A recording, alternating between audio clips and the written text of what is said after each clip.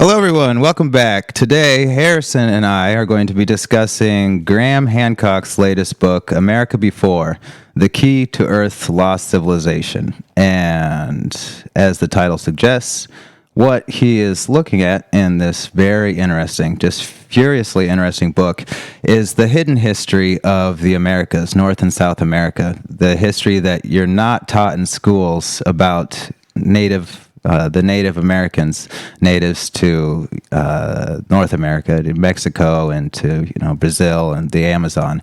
And he really looks into all the data that has been consistently published over the past 5 or 6 decades that reveals a very startling break from accepted history that there was just a migration of the natives into North America, and then from there down to South America. And he points out all of the discrepancies in the actual data that falsify this theory that has been pretty much set in stone since the Western colonization process of the Americas began. Just the idea that the natives in South America wouldn't have been capable of building or of creating the vast geoglyphs, as he calls them, vast structures, stone structures, vast civilizations, giant cities, because they wouldn't have had the know-how in order to do such a thing, to undertake such a giant civilizational undertaking, because of the limits that there are to living in a rainforest, the kinds of agricultural limits and the kinds of ingenuity that they implemented in, domesticating just hundreds of different species of plants and fruits and vegetables that we live on today. And so, in this book, he's going through that, and he's debunking a lot of the myths.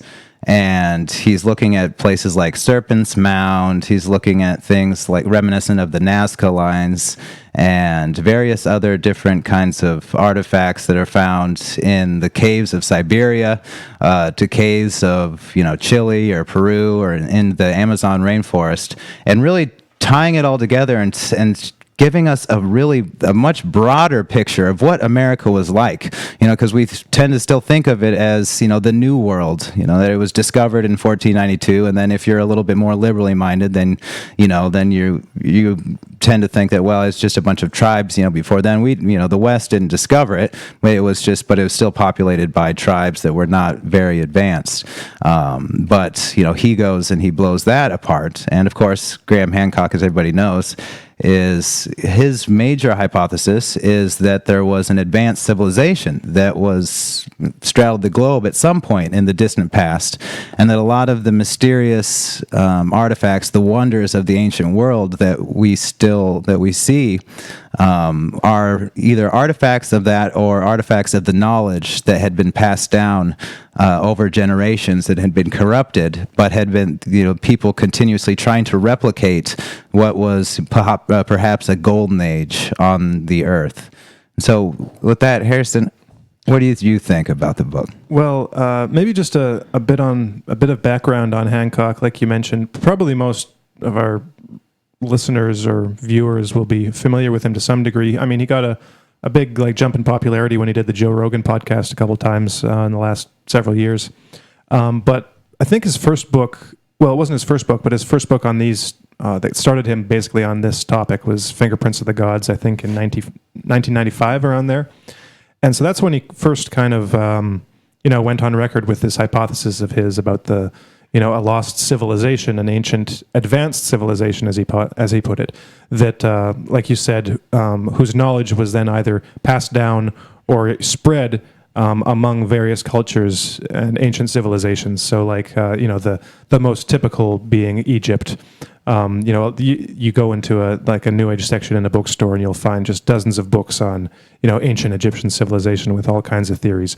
So he naturally gets lumped in with all of the alternative kind of woo-woo writers on this, because he is hypothesizing this ancient advanced Egyptian civilization, and that sounds crazy right off the bat to most people.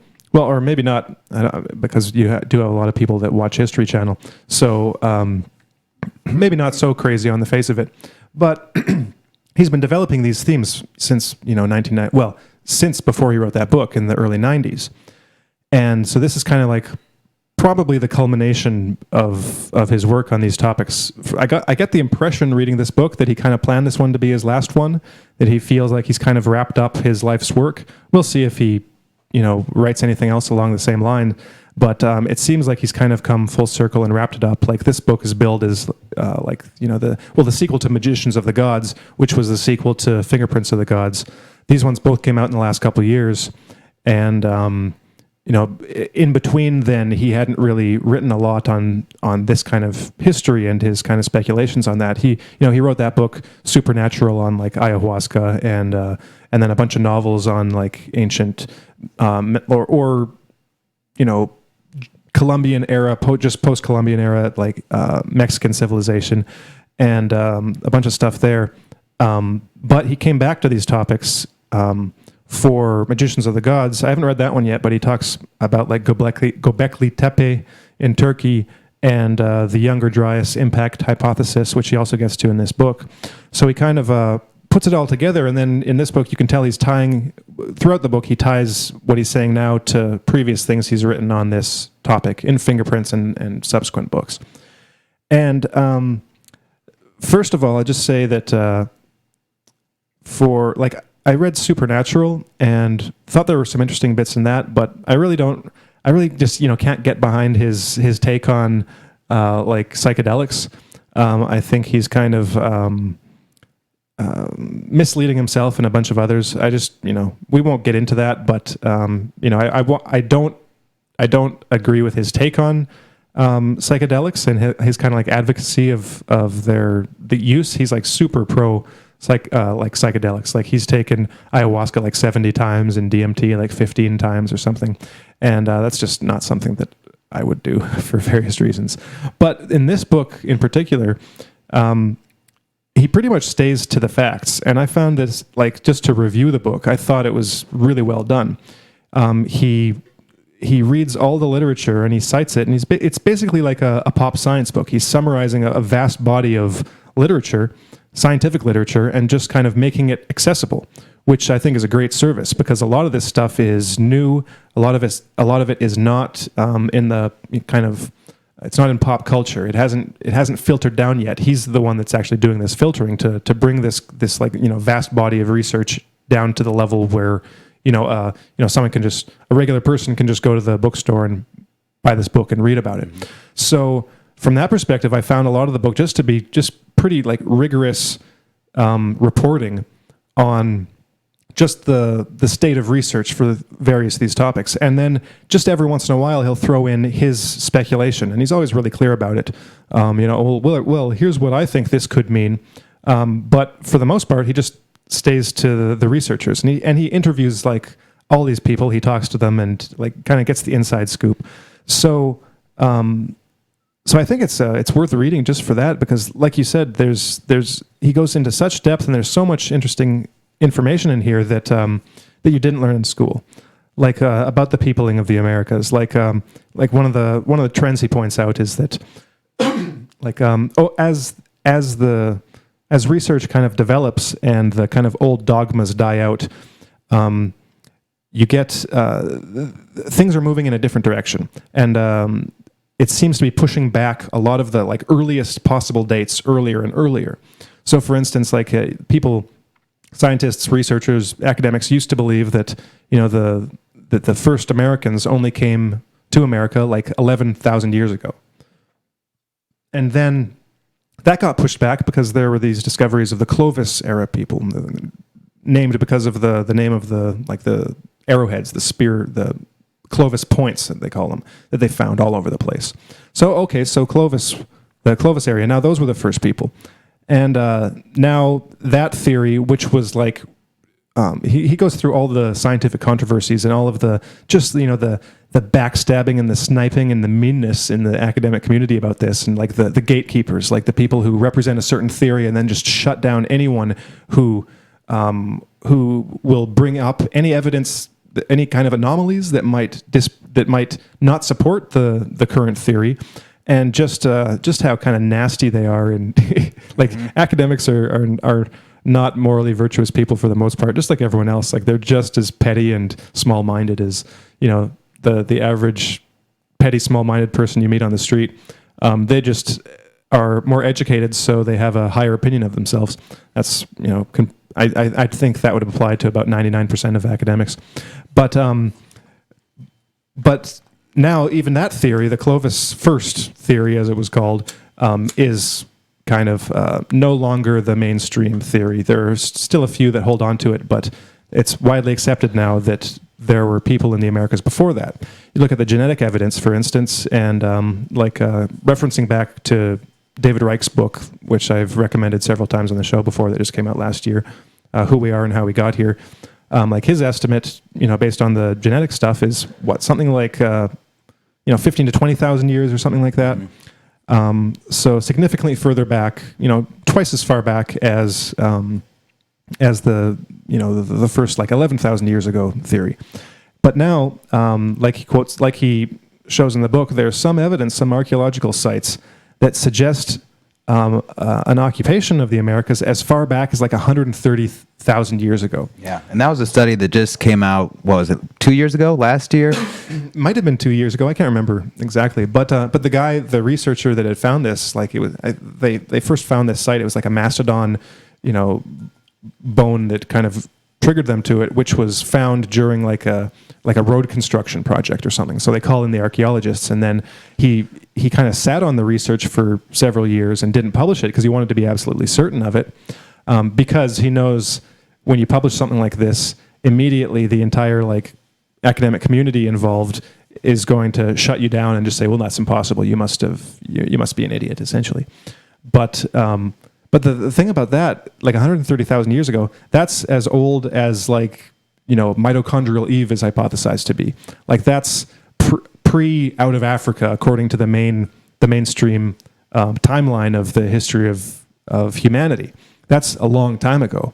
So I can't remember if he specifically gives an hypothesis on who these people might have been. Assuming that this archaeological site is accurate and the dating is accurate, which it seems to be, then I think that if anything, the biggest possibility is that it was one of the kind of archaic human species, kind of like Denisovan or Neanderthal. Like Neanderthals were kind of limited to Western Europe and the Levant, but Denisovans were all over Siberia and down in the Australia and Papua New Guinea.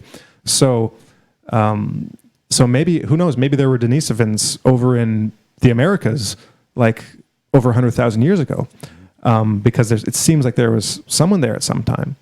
And then another interesting thing, just in reference to the genetics, is that he didn't find, the genetics researchers found a genetic signal in some of the Amazon tribes, these isolated Amazon tribes, that showed they were more closely related to, again, Australians and Papuans than they were to any alternative groups, than they were to the northeastern Siberians, from whom the Americans, the Native Americans are assumed to have been or concluded to have come from originally.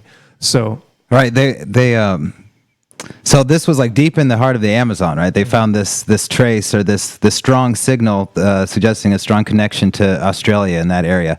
And so then the theory was, well, then, it's hard to wrap your head around, but so it was these people with that genetic trace, they just went up through the Bering Strait up there, and they just marched straight down through North America, avoided everybody, and marched down past Mexico through Central America to the Amazon, and then just set up camp in the Amazon. It was just, they were just a beeline, and then had because the thing, like you said, they have in the North America, they don't have that same genetic trace. There's not. It's just completely just out of nowhere, for whatever reason, across the world, a world away, you have this connection. Mm-hmm. And, so they're trying to figure out, well, how do you square that? Yeah. And the most obvious answer, which, he gives, is that there was a essentially Australian Aborigines, potentially, it's hard to know when, but maybe 13,000 years ago, a separate migration that established this colony or something that wasn't related to any of the like Siberians that crossed the Bering Strait or went down the coast or went through the gap in the ice caps. That this was a separate group of people. Now even the geneticists don't really want to go that far. Like David Reich talks about this in his book, and he talks about the discovery of this these genetics, and then hypothesizes what he called like a population Y, I think. So this unknown second migration that would contribute to this, but it doesn't really make sense. Like you said, and like Hancock says, like for this group to just like come through Alaska and then trek all the way down and not leave a trace anywhere except in the Amazon. It looks like they were planted in the Amazon, and that's just that blows people's minds. That blows like academics' minds in these areas, because it's just they can't conceive of something like that. But I don't know. If you look at how the Micronesia and Polynesian islands and all those were populated, like they got pretty far. They got as far as Hawaii, and that was in a recent migration. Like I think the Polynesian migrations were just like in the last 5,000 years ago or something. And this seems to be an older migration, because the thing about Papuans and Australians is that they've been relatively like genetically and geographically isolated for like thousands and thousands of years, with not a lot of mixture with like Southeast Asia. Like the Polynesia was populated by East Asians essentially from Taiwan, and moved over, and then of course after that a whole bunch more mixing goes on. But for this very isolated ancient population, for like Australians, Australian Aborigines, it doesn't really compute for that group to have somehow gotten to South America when their genetics don't show up anywhere else except in that area, and perhaps up along in parts of South Asia. It's like it's a mystery. So I think he doesn't really get into too much speculation on what it is, but it makes sense that it would just be somehow they managed to get there as a separate group that kind of like the first Europeans coming to America, setting up a little colony. That seems to make sense. But you mentioned you mentioned it's called the New World, when actually it could be as old as, or older than a lot of the Old World. With this with a history of occupation and human populations as old as a lot in Africa, and as old as the archaic humans that were living in Europe and Asia at the time, hundreds of thousands of years ago. So it's like that brings the Americas kind of like just on a level playing field as everywhere else, and yeah. So, maybe moving on a bit. Well, I wanted to tie this into our discussion last week and a couple weeks ago on Witzel's book on the origins of the world's mythologies. Because one of the points that I brought up in reference to the last chapter of his book, and the meaning and the kind of overarching themes and meanings that are found in these mythologies, the one that stuck out in relation to Hancock's work is this above-below relationship and dichotomy. So, first of all, there's the difference, the difference kind of in quality of the heavens and earth. Like the heavens is the region of the gods and the spirit world essentially, and earth is just the material world, the earth that we live in, the place that we live. But there's also, like I mentioned, this relationship and this kind of similarity and kind of continuity between the two regions, where they essentially mirror each other. And so what happens below is a reflection of what happens above, and vice versa. So this is something that Hancock has been saying for years in relation to the structures built on Earth by ancient civilizations. So again, going to the cliched examples like the Great Pyramid and the Sphinx and Stonehenge, so the ones everyone knows about. Mm-hmm. And so what he and a lot of others have done is work on archaeoastronomy, relating the archaeological features to astronomical features, like like, again, most people will probably know this, at various sites like this, ancient sites, on the solstices or the equinoxes, you'll see like the sun rising in a perfect straight line out from like the middle of the pyramid or along a causeway or something, and it creates just these kind of like intricate and exactly like well-placed arrangements that result in these kinds of phenomena. So basically, the people who had designed this had knowledge of the heavens and quite a good mathematical understanding of like mapping these things out and creating these structures to reflect the happenings in the heavens. And so in this book particularly, he gets into that idea applied to the structures in the Americas. So maybe we can talk about that now a bit, about what structures there are in the Americas. So since the first Europeans came over, they noticed certain things about the Americas, whether north or south. So in the south, you hinted at this, like the first guys to travel along and explore the Amazon, for instance, noticed like huge cities, vast architecture, like massive roads linking all these communities together, and just hinting at and suggesting a very advanced level of civilization, one that later academics would deny. They looked back on these reports and said, "Oh, well, that couldn't have been true. We don't see any evidence for that anymore." But again, Hancock gives the kind of the latest research suggesting, "Oh, well, they were probably telling the truth." The thing is that most of these people like died off, whether from disease or warfare, in the last 500 years. And the Amazon just kind of grew over everything. And the Amazon had probably grown over a lot that had existed before. Now they're finding all kinds of mounds, so like built-up structures, and henges. So basically like Stonehenge, like the henge is actually in reference to I believe, to the kind of trench and hill that was dug out like in a circle around the area. So what they basically do is dig out almost like a moat. So they dig out a square or a circle or some geometric shape, and then pile up the dirt that they dug out on the outside or the inside. So you have this kind of double structure where there's a hill and then there's a depression, and then it levels out. And so they're finding all of these like henges and mounds. So just an artificial hill essentially. And one of the most famous ones in North America is the Serpent Mound. Where is that one? Is that in? Do you remember? Is that in Ohio? I think so. So it's this kind of giant artificial hill in the shape of a serpent, like on the edge of this kind of like mini cliff that's looking out to the horizon. And he devotes several chapters to this one, and it's really interesting.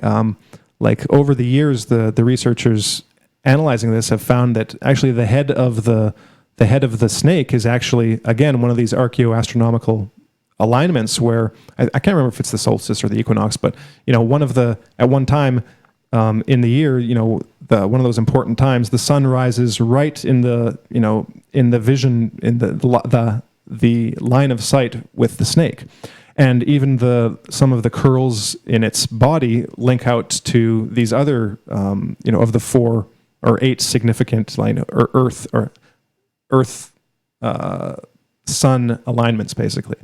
So like sunrise and sunset on the equinoxes and solstices. And but you find the same thing in some of the sites in South America, which aren't as researched as yet, but more and more are being discovered like every year. These kind of alignments, kind of like to perfect north and perfect, to the cardinal directions, basically. And just how they all seem to follow this same pattern. And this, again, links back to first of all, this idea of above and below, and then second, to his overarching thesis that these are kind of the remnants of a lost civilization, that these techniques are best explained not by coincidence and not by cultural sharing between one. It's not like the Egyptians were traveling all over the place, telling people how to do this, that there was rather a common ancestor. So in that sense, his thesis is very similar to Witzel's, because Witzel has the same idea in regard to mythology, that all the similarities in all these myths track back to common ancestors until you get to one common ancestor that is the source of like the narrative storyline for all these other myths in all of Laurasia, as he puts it, or Eurasia, Europe, Asia, and the Americas, and for Hancock, it's that these specific practices relating to geometry and astronomy and mathematics trace back to an original civilization, and this would be one that he places in like the last ice age, so pre like 13,000 years ago. So I don't know. Do you want to get into his ideas on that, or where do you want to go with that? Well, I just wanted to read this passage that Hancock has written. Let me see if I can find it. But he's talking about the Serpent Mound, and one of the interesting things is about the where it's at. Allegedly has a lot of strange anomalies around the area, dating back to a possible cometary bombardment. Yeah, so like, this is like what, magnetic anomalies and stuff. So he said, this is what an Ohio geologist says. They had to know there was a significance to that spot, says Ohio geologist Mark Baranowski. They placed a deep reverence in old Mother Earth. It's almost mystical that they built a spiritual site there. Similarly, geoscientist Raymond Anderson of the University of Iowa describes Serpent Mound Crater as one of the most mysterious places in North America. The Native Americans found something mystical there, and they were right. Dating back to the time of the impact, this cometary impact over the area, an intense magnetic anomaly centered on the site causes compasses to give wildly inaccurate readings. There are also gravity anomalies caused by the impact, and there are multiple underground caverns, streams, and sinkholes that, in the view of Ohio archaeologist William Romaine, would have been seen by the ancients as entrances to the underworld. Among many peoples, unusual or transitional areas such as this are often considered sacred. Indeed, such places are often considered supernatural gateways or portals between the celestial upper world and the underworld. And the thing is, I mean, and he goes on to say that, the kinds of scientific know-how that you have to do in order to kind of plot this out, to map it, completely north and south, and to get it. This requires a kind of know-how that we didn't even have until recently. I think they said that it wasn't even really perfected until, he said 1987 is when that was, actually perfected. And to think that, these what were called primitive savages were doing such a thing, it's quite mind-blowing. And then it suggests to me also that I know what is really causing these gravitational and magnetic anomalies. Is it really from an impact, or what? I'm letting my Graham Hancock flag fly. Was there something else, a residue of something that was going on in this place? Something of whatever they were doing there. Is that just a residue of that time and whatever potential technology they were using? Could be. But that's the thing, is that he points out that with all of this stuff, basically it's all speculation.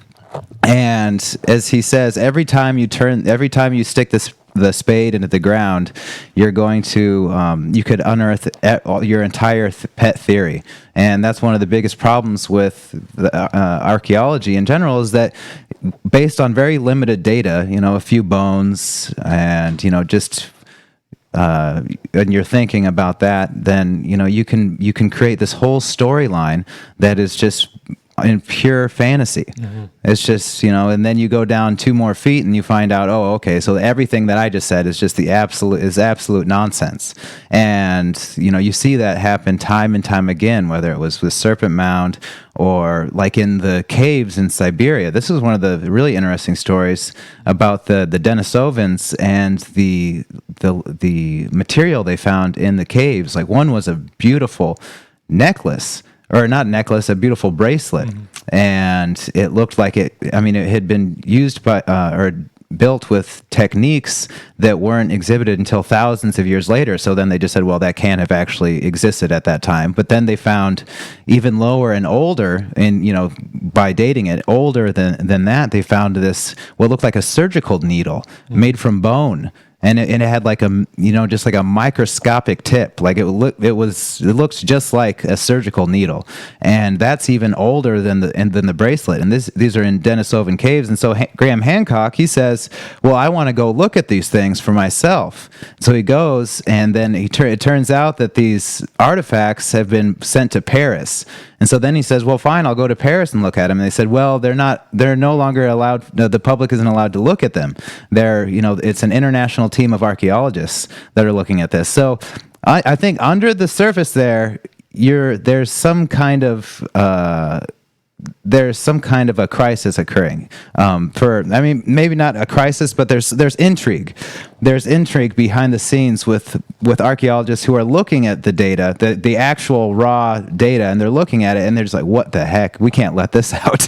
We can't just let any random people look at this, But there's some very serious study being done on the topics that Graham Hancock is discussing. And it's not just the realm of pseudoscience. It's very serious and very, very alarming information, in terms of our modern worldview, that we just all evolved over a million years, and then it was only in the past however many thousands of years that we're able to wipe our butts. It's like, well, 50,000 years ago they were making surgical needles out of mammoth bone. What is our history? Where did we come from? Well, one of the things I enjoyed the most was reading about the Amazon stuff, because a lot of that is really new. Like they've just, like I said, they're just discovering a lot of these mounds like year by year. It's a very recent thing, until recently. Again, this was one of those overarching theories, like the scientific dogma of the time in the middle of the last century, where you couldn't say anything contradicting it. The idea was that the Amazon couldn't have been populated to any great degree, prior to several hundred years ago or something like that. And here they are now finding all of these mounds, like thousands of them, that are thousands and thousands of years old.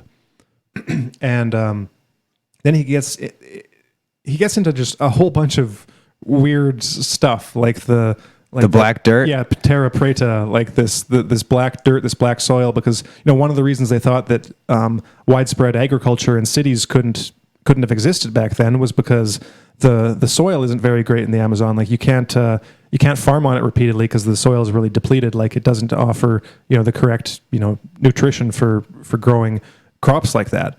But there's this phenomenon of black dirt, terra preta, which is kind of the most nutrient rich and best growing dirt that you can find, and it's this black dirt that they find at certain archaeological levels, and it can still be used today, and it's thousands of years old.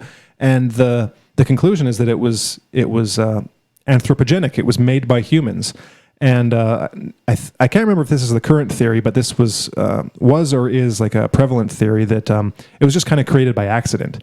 That there were these villages that just used certain areas to throw all their trash, like their fish bones and their human waste, and then just kind of like accidentally burned it. And then covered it so that it didn't like actually burn, it smoldered, and that created this great dirt that allowed agriculture to then take hold. It's kind of a dumb theory because like Hancock says, it's like you need the population, you need the existing like large population to make enough refuse to create this dirt. So how do you get to that point if you don't have the dirt to start out with? It's kind of a chicken and egg problem. Like what it really looks like is that this was a kind of knowledge. It's like, okay, we know how to create this dirt. We need this dirt in order to farm. We're going to create this dirt in order to be able to expand and to be able to create, this civilization. So that leads him again in his speculative manner to the hypothesis that that perhaps the original populating of the Amazon was sent out by this kind of previous civilization as a kind of, to get there, we need to talk a little bit about the Younger Dryas impact, because another like big event in the history of the Americas, which is only in the last like 10 years or so coming to light, is the Younger Dryas impact. So this was like 12,800 years ago. Previous to that, the Earth was in a big ice age for the 2,000 years, like from about in the 14,000s BC, or no, 14,000 years ago, the Earth was warming up. And then all of a sudden, the temperature just dropped for like 1,000 years, and before it started climbing again. And so, and at the same time, we have the extinction of all of these what they call megafauna in the Americas, like giant like saber-toothed tigers and mastodons and just a whole bunch of like giant species that are no longer alive. There was a mass extinction level event that went on, and then also the Clovis people. The Clovis people disappeared at that time. So you have like this record of Clovis level technology, and then you've got this black mat of like soot and charcoal and all of these different kind of little bits of evidence that are just lying like right on top of the level of the Clovis people. So it's like the entire America, North America, and a bit south was just like blanketed in something. And it's only been in the last several years that a small group of scientists, renegade mavericks, have proposed that there was a massive cometary bombardment of the Americas, of the ice sheet at the time, that was responsible for all of these events. So you have like massive nuclear bomb level explosions going on in the north, above the ice sheets, above Canada essentially, and that would cause all kinds of, it would melt a lot of the ice, displace it, potentially shoot out, like giant boulders of ice to then impact again further south. He quotes one guy that hypothesizes that the Carolina Bays are a result of that. Controversial theory as he gets into, but seems legit. And for like 21 years, I think this is Bill Napier, but a bunch in this kind of cometary impact hypothesis group, the picture they paint is that just this massive destruction, so like huge explosions, essentially like setting perhaps the majority of North America and parts of South America on fire, something like 10% of the entire biomass of the planet, so all of the plant life, went up in smoke essentially around this time.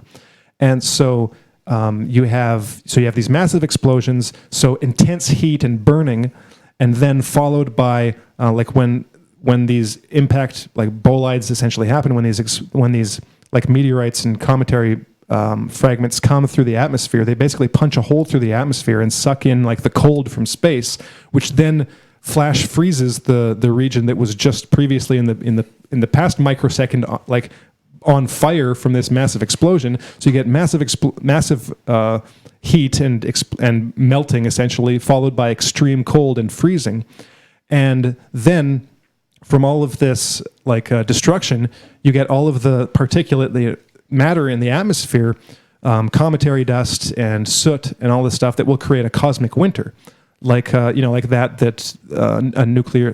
war is supposed to bring about. So that's why you have this thousands of years of cold temperature, because it totally changed the climate of the Earth, and there was mass destruction everywhere. And for these 21 years, they hypothesized there were probably cometary bombardments every year for those 21 years as we were passing through the Taurid meteor stream at the time, because that's probably where the Taurids came from, is the breakup of this massive comet. So for 21 years in like, what is it, like October, around Halloween, and well, I think it would have been just in the I can't remember if it was just in the one or two times a year, but once a year you'd get, or twice a year, you'd run through this region of space that was very occupied, and so there were probably relatively large or small explosions, potentially all over the planet, for like at least 21 years before we went through the worst of it, and it kind of died off until like for in the history since then, it's we haven't had that many encounters. Like it hasn't been as intense as it was 12,800 years ago. Like they looking at all of the what they call like the impact proxies, like different kinds of like heavy metals and elements and stuff that they find in this black mat. What they've concluded is that this was the biggest worldwide like catastrophe since like the extinction of the dinosaurs. Like this is the biggest signal in all of their measures of looking at like past events like this. This was the biggest one in like millions of years. So this was a massive catastrophe for primarily for North America, but for the entire world. And so how this relates, how Hancock ties this all together is that his idea is that his proposed like ancient lost civilization existed before this point, and in America primarily, with outposts around the world potentially, but that it basically just got wiped off the face of the earth through this destruction, and that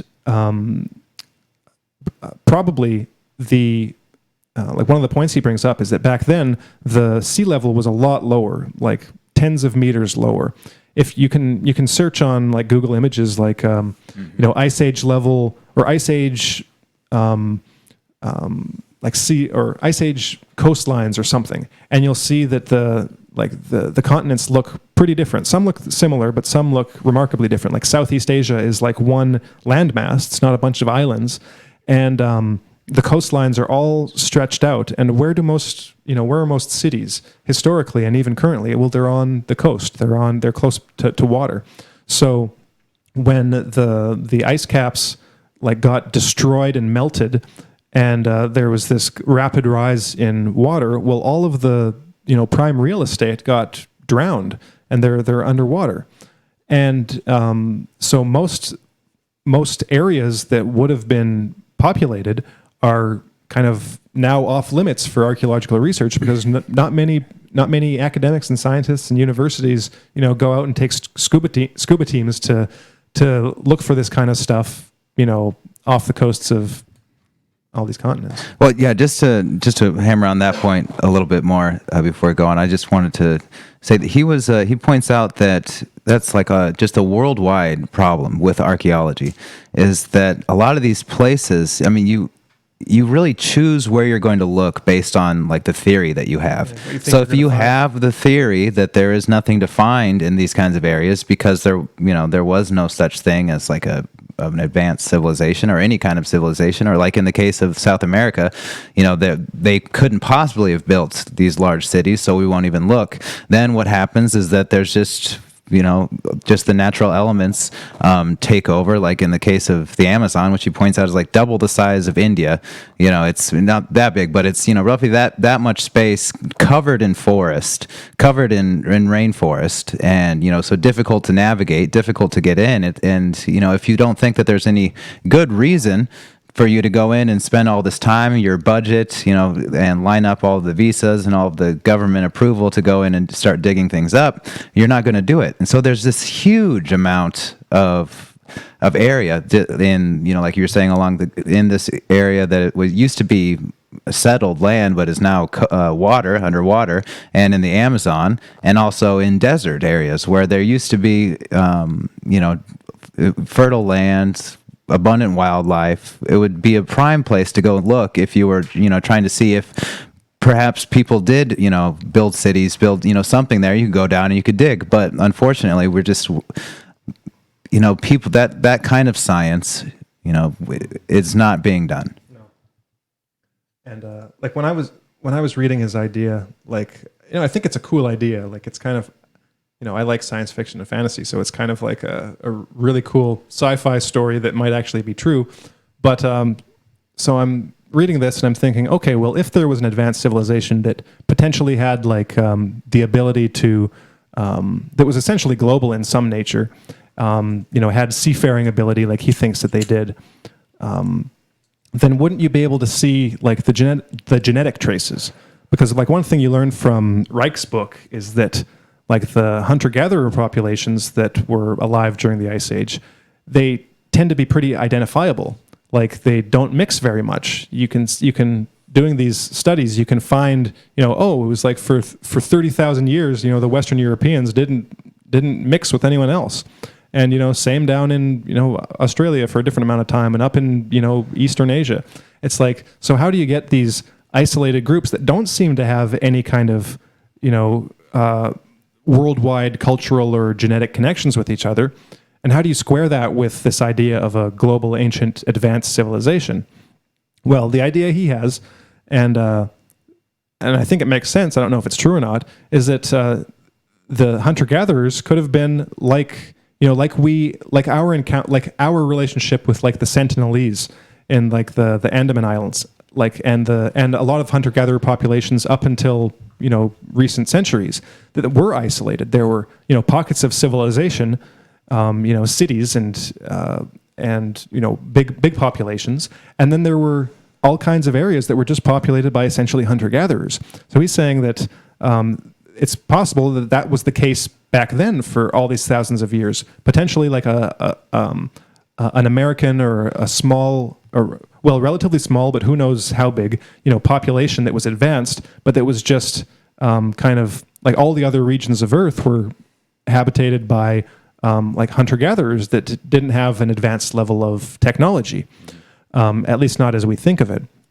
And that's what we find in the archaeological record. We find the hunter-gatherer technology, the relatively simple but sometimes beautiful, like stone tools, for instance, and that seems to be that level of technology. Those levels persisted for thousands and thousands of years, with oftentimes without any like great shifts one way or the other. Mm-hmm. Of course, with exceptions here and there, but that's the general trend.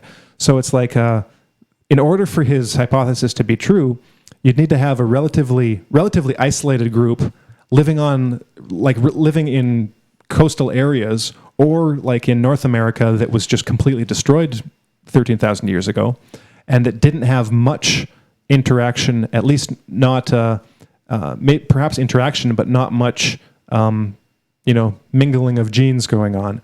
So who knows? Maybe they had like, if this is true, maybe they had like a kind of rigid, almost like caste structure, but like we don't sleep with the natives essentially, and they basically could have like isolated themselves as like global overlords or something like that. Yeah. Well, but that reminds me of one thing. Like the one thing I don't like about Hancock, which I mean isn't too much of a it didn't bother me too much because it only crops up every once in a while. But he seems to have this idea that the older the better, and any previous civilization must have been just this great like idealized golden age civilization. So he seems to kind of like idealize the past like that, which I think is kind of annoying, because just because a culture, even if this culture existed, even if this civilization existed, doesn't necessarily mean that they were any better than we are. It could have been a lot like us, for instance. And so he's got that vibe kind of going on, and that kind of ties into his kind of psychedelics idea. Like anything that's like what others might call primitive or out there, he just thinks is like really cool. And so psychedelics are really cool, and getting high and having these visions, man, that's awesome, and that must be like the high point in life and humanity, is going on these trips and getting this knowledge from these spirit beings and all that stuff. Which I think it's kind of like it's very simplistic. Like reality isn't often that clear cut. Well, not only that, but if you're positing that this is one way that this advanced civilization got their information, then I mean, look at what happened to them. Yeah, well, yeah, and that's why I was happy at like the very end of the book. In the last chapter, he writes this. Now, this relates back to Witzel too. You'll see the connection. This is in a section called "Past Imperfect, Future Uncertain." So he writes, "There are literally thousands of myths from every inhabited continent that speak of the existence of an advanced civilization in remote prehistory, of the lost golden age in which it flourished, and of the cataclysm that brought it to an end." So this is the Laurasian storyline, essentially.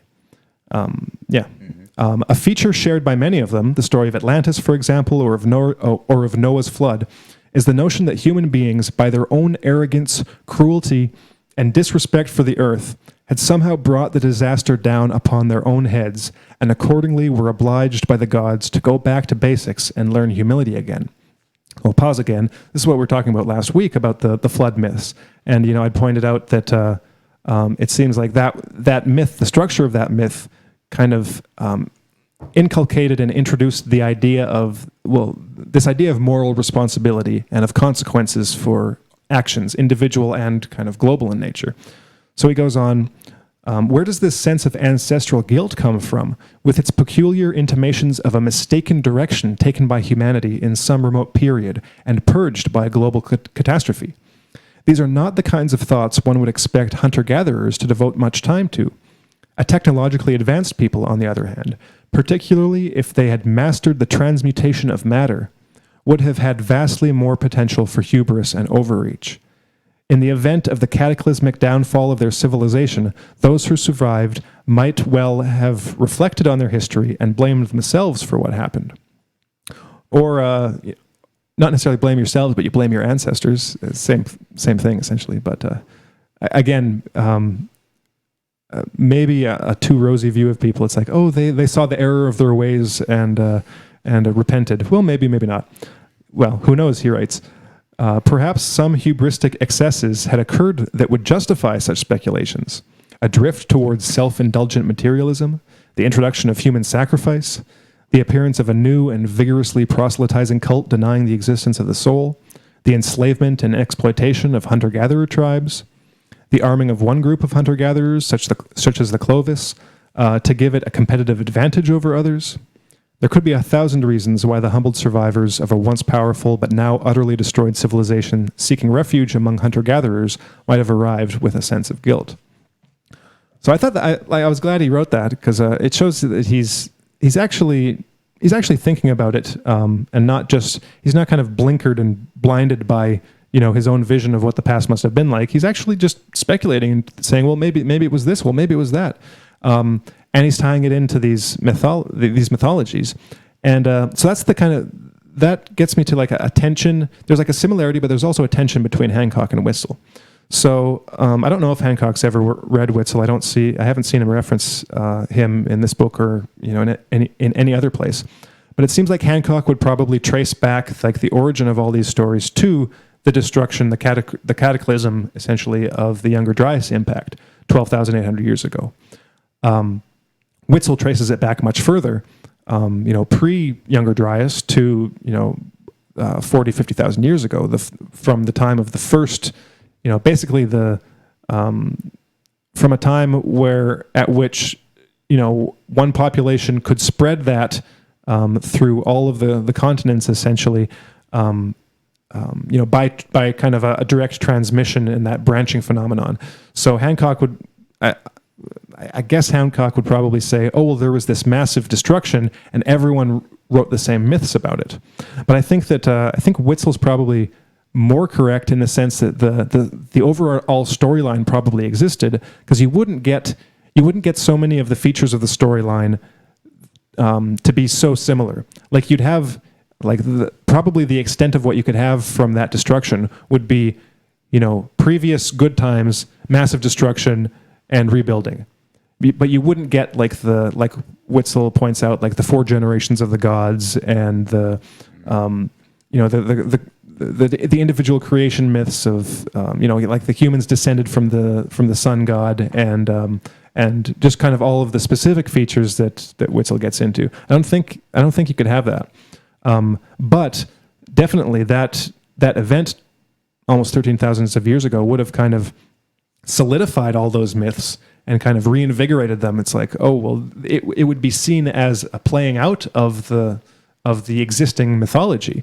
It would be like it wouldn't come out of nowhere. It would be like, oh, well, those are the gods in the skies, and they're angry, and we've done something wrong, and here's this destruction. And it would basically fit those events, and it would provide the framework in which to place the events that were happening at the time, and kind of the explanatory framework for these just completely anomalous and cataclysmic events that brought destruction to North America and various levels of destruction all over the planet.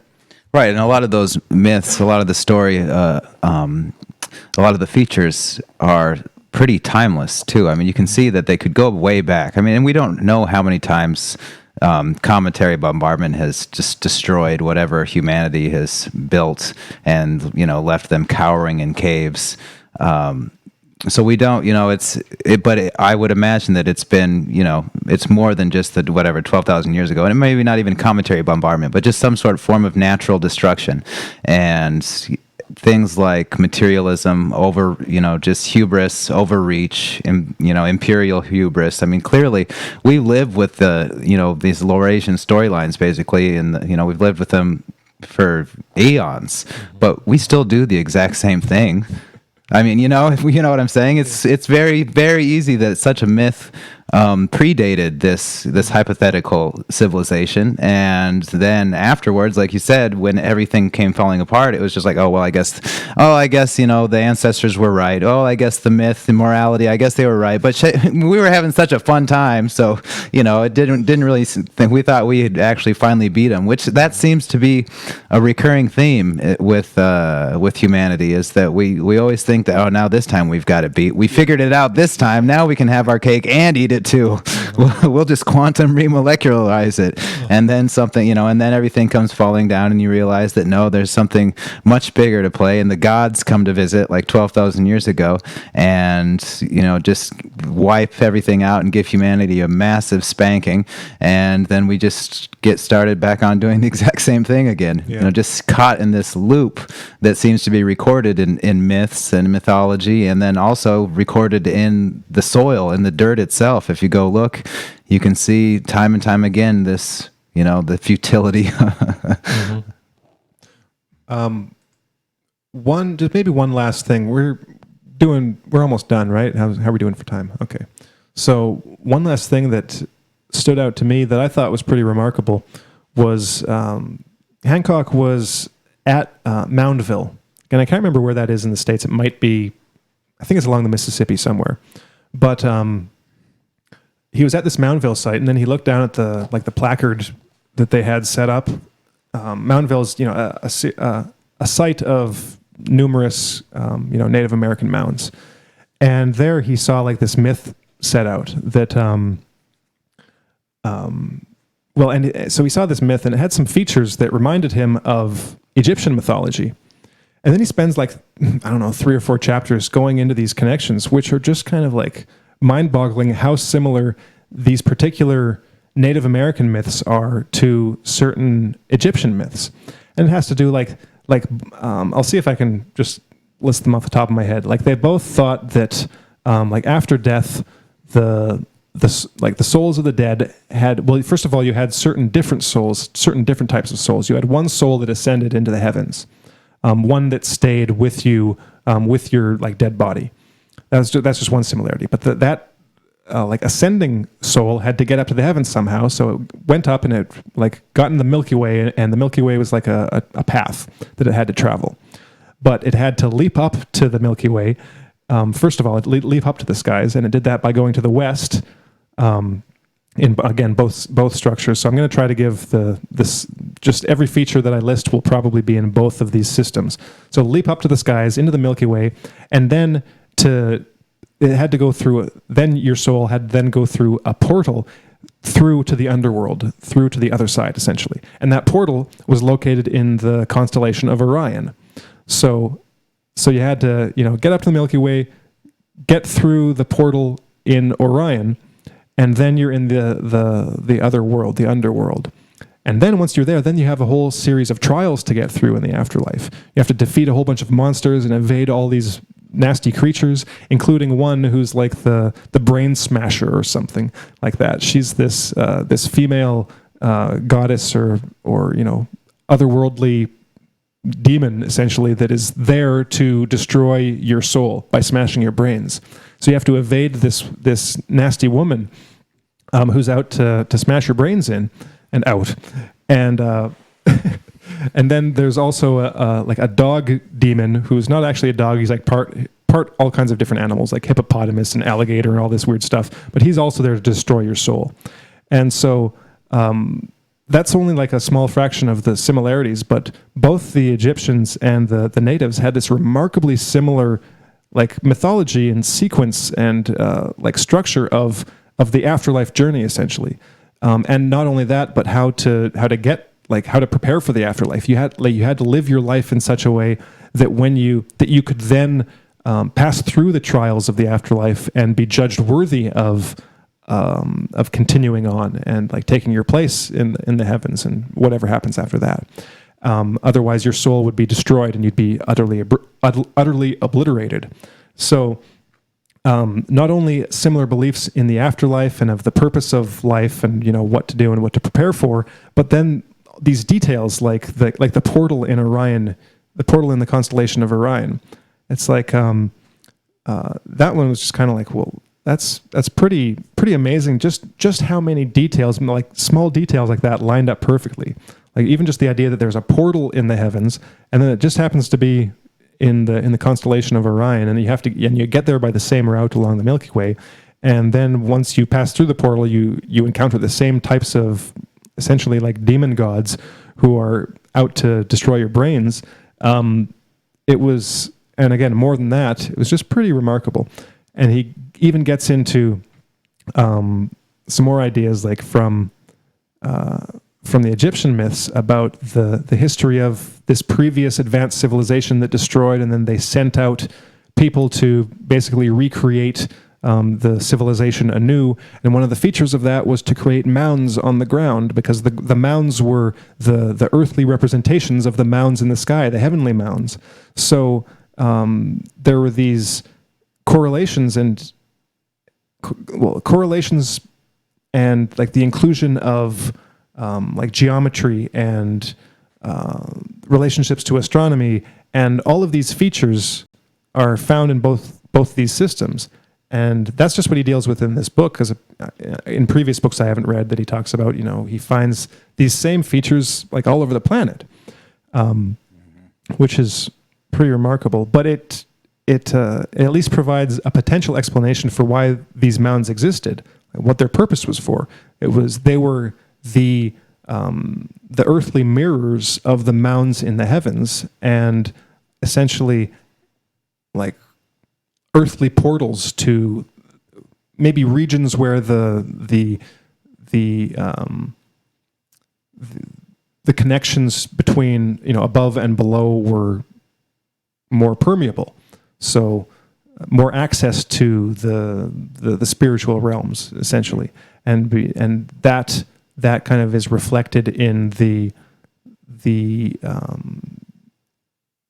correlations with the heavens at those particular times. Like they're aligned for these specific purposes, and at those times the heavens and the earth are aligned.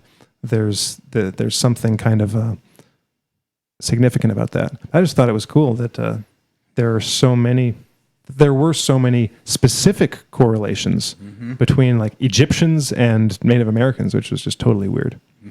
But yeah, anything else? No, I think that is furiously interesting, though. I just want to thank everybody for listening, and I hope that we sparked your curiosity. And if we did, then click like, hit subscribe, because there will be much more of this in the future. So thanks for listening, everybody. Have a great week, and we'll see you next time. Bye-bye.